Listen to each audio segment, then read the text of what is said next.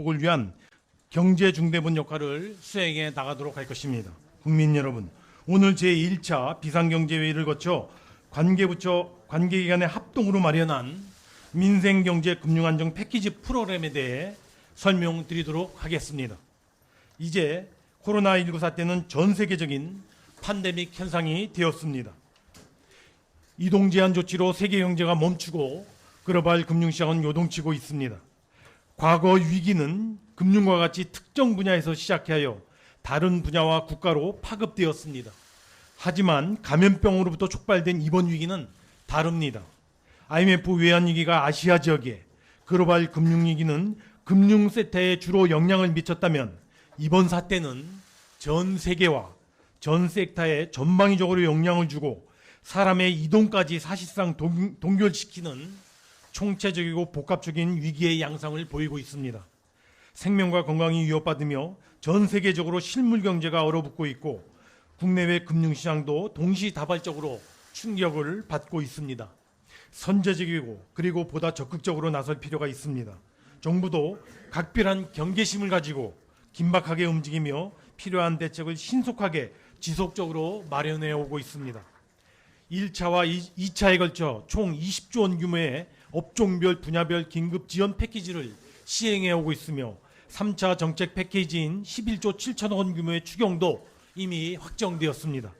오늘 이러한 기존 1, 2, 3차 정책 패키지에 이어서 민생 금융 안정을 위한 총 50조 원 플러스 알파 규모의 범국가적 금융 분야 위기 대응 프로그램을 마련하고자 합니다. 코로나19 바이러스가 면역력이 취약한 사람에게 보다 치명적으로 작용하는 것처럼 경제의 어려움도 자금 조달이 어렵고 규모가 작은 중소기업과 소상공인 그리고 자영업자들에게 보다 큰 충격으로 다가오게 됩니다. 감염병 사태가 종식되어 경제가 다시 정상화될 때까지 위기에 취약한 경제 주체들이 당분간 버틸 수 있는 안전판이 절실하게 필요합니다. 이러한 인식하에 근본에 민생금융안정 패키지 프로그램은 세 가지 사항에 중점을 두고 마련하였습니다. 첫째, 전례 없는 범국가적 금융 분야 위기 대응 프로그램입니다. 재정금융당국뿐만 아니라 통화당국, 정책금융기관, 금융권 등이 혼연일체가 되어 이 프로그램을 만들었습니다. 둘째, 상황 대처에 부족함이 없도록 총 50조 원 플러스 알파 규모로 9개의 세부 패키지 프로그램을 구성하였으며 향후 상황 전개에 따라 규모도 추가적으로 확대해 나가고자 합니다. 셋째, 중소기업, 소상공인, 자영업자에 대한 지원과 취약계층의 금융부담 완화를 최우선에 두었으며 금융시장 전반의 안정을 위한 조치들도 함께 포함시켰습니다. 9개의 프로그램 중 5개는 오늘 상세의 내용을 포함하여 발표하고 나머지 프로그램은 추후 비상경제회의를 통하여 발표해 드릴 계획입니다. 그러면 민생금융안정 패키지 프로그램의 핵심 내용에 대해서 설명드리도록 하겠습니다. 민생금융안정 패키지 프로그램은 첫째, 중소기업과 소상공인 자영업자를 위한 금융지원에 대한 강화, 둘째, 취약계층에 대한 금융부담의 완화, 그리고 마지막으로 세 번째, 주식, 채권 등 금융시장의 안정장치가 되겠습니다. 크게 이 세 가지로 구성되어 있다는 말씀을 드립니다. 첫 번째, 코로나19로 인한 피해가 가중되고 있는 중소기업, 소상공인, 자영업자에 대한 지원입니다. 대출과 보증 두 가지 트랙에서 긴급한 자금 소요에 대응할 수 있도록 지원 규모를 대폭 확대하고 신속하게 지원해 나가겠습니다. 먼저 대출 규모를 확대하고 지원 체계를 보강하여 사각지대를 최소화하도록 하겠습니다. 먼저 소상공인진흥공단 자금을 중심으로 급증하는 저금리 대출 소요에 대응하여 1.5% 수준의 초저금리 대출 12조 원을 공급하겠습니다. 이를 위하여 민관이 유기적으로 역할을 분담하여 삼층구제의 촘촘한 지원망을 구축해 나갈 것입니다. 1차 지원망은 재정이 직접 담당합니다. 소상공인진흥공단은 신용등급이 낮아 일반 대출이 어려운 분들을 중심으로 2조 7천억 원 규모의 긴급 경영안정자금을 공급하겠습니다. 특히 저신용 소상공인에게 실질적인 혜택이 돌아갈 수 있도록 그간 고신용자에게도 공급되어 왔던 이 자금을 저신용자를 중심으로 지원되도록 전환하겠습니다. 2차 지원망은 정책금융기관인 기업은행이 담당합니다. 중간 수준의 신용도를 가진 분들께 보다 초점을 맞추어 5조 8천억 규모의 초저금리 대출을 제공하겠습니다. 이상 8조 5천억 원 규모 이외에 추가적인 나머지 3조 5천억 원은 3차 지원망으로서 시중은행 등을 통하여 공급되도록 할 것입니다. 정부는 시중은행들의 대출금리도 다른 두 지원자금과 같이 1.5% 수준에서 제공될 수 있도록 시중금리와 대출금리 1.5% 간의 차이를 제정해서 보존하도록 하겠습니다. 다음으로 대출을 지원하는 보증의 범위와 요건을 완화하는 내용입니다. 일시적으로 매출이 감소한 중소기업과 소상공인에 대한 대출이 신속하고도 원활하게 지원될 수 있도록 총 5조 5천억 원 규모의 특례 보증 프로그램을 도입하여 은행 대출액의 95%에서 100%를 보증하고 보증을 받을 때 부담해야 하는 보증료율도 1% 이하로 인하하도록 하겠습니다. 이와 별도로 총 3조 원 규모의 전액보증 프로그램도 도입하겠습니다. 코로나19로 직간접 피해를 입은 영세 소상공인이 긴급히 필요로 하는 소액 자금에 대해서는 최대한도로 그리고 신속히 대출을 받을 수 있도록 은행 대출액의 100%를 전액 보증하고 보증 심사 요건과 보증료 부담도 완화해 나가도록 하겠습니다.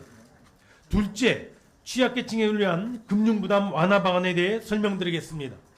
매출 감소로 당장 현금이 부족한 취약계층이 가장 절실히 필요로 하는 대출 만기 연장과 이자 상환 유예를 전 금융권으로 확대 적용하고 연체된 대출에 대한 신용회복 지원도 강화해 나가겠습니다. 먼저 대출 만기 연장과 관련해서는 현재 은행권과 일부 보험, 카드사, 저축은행 등에서 시행되고 있는 만기 연장을 여건이 상대적으로 열악한 제2금융권의 대출까지 포함하여 전 금융권으로 확대하겠습니다. 신협, 농협, 수협, 새마을건구 등을 포함하여 금융권 전체가 한마음 한뜻이 되어 참여하여 코로나19로 직간접 피해를 입은 중소기업 및 소상공인의 대출에 대해 만기를 최소 6개월 이상 연장합니다. 코로나19로 매출이 감소한 중소기업 소상공인에게는 대출에 대한 이자도 큰 부담으로 다가올 것입니다.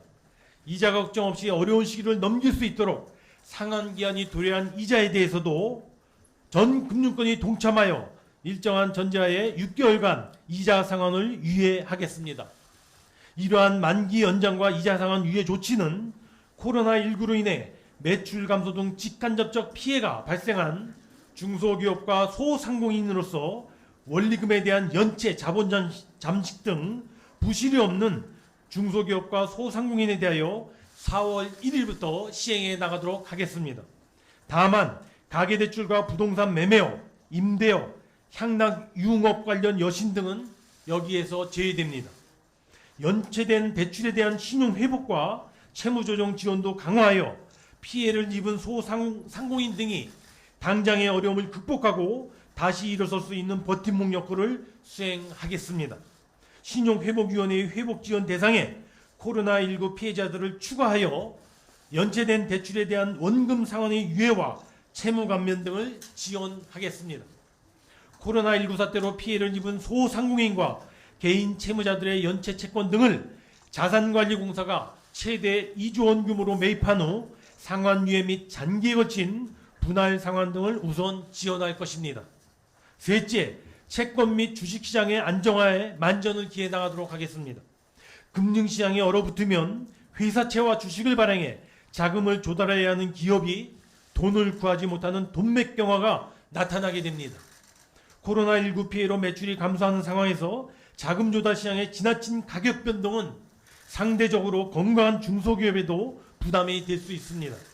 어려운 시장 상황에서는 누군가가 채권을 사서 돈을 순환시켜주는 역할이 필요합니다. 이런 문제의식에서 은행, 증권, 보험 등 금융권이 공동으로 출자하는 채권시장 안정펀드를 조성하겠습니다. 과거 2008년 위기 극복에 기여했던 채권시장 안정펀드의 조성 경험과 운영의 묘를 살려 시장에 온기가 돌아오도록 최선을 다하겠습니다. 신용도가 상대적으로 낮은 기업들을 지원하는 시장안정 채권담보부 즉 프라이머리 15의 신규 발행도 3년간 6조 7천억 원 규모로 확대해 나가겠습니다. 산업은행이 주도적으로 회사채를 인수하여 기업들의 급한 자금 소요를 지원하는 신속 인수제도를 적극적으로 활용하겠습니다. 인수한 채권은 신용보증기금의 보증을 통하여 시장에서 정상적으로 유통될 수 있도록 지원하겠습니다. 주식시장에도 안전판을 만들겠습니다. 주식시장의 과도한 불안이 실물경제와 경제심리를 위축시키지 않도록 금융권이 공동 출자하는 증권시장 안전기금을 조성하겠습니다. 증시가 회복될 때까지 한시적으로 운영하면서 개별 종목이 아닌 시장 대표지수 상품에 투자하여 주식시장 전반의 안정을 도모하는 역할을 수행해 나갈 것입니다. 채권시장 안정펀드와 증권시장 안정기금의 세부적인 방안과 규모 등은 추후 비상경제회의를 통하여 발표해 나가도록 하겠습니다.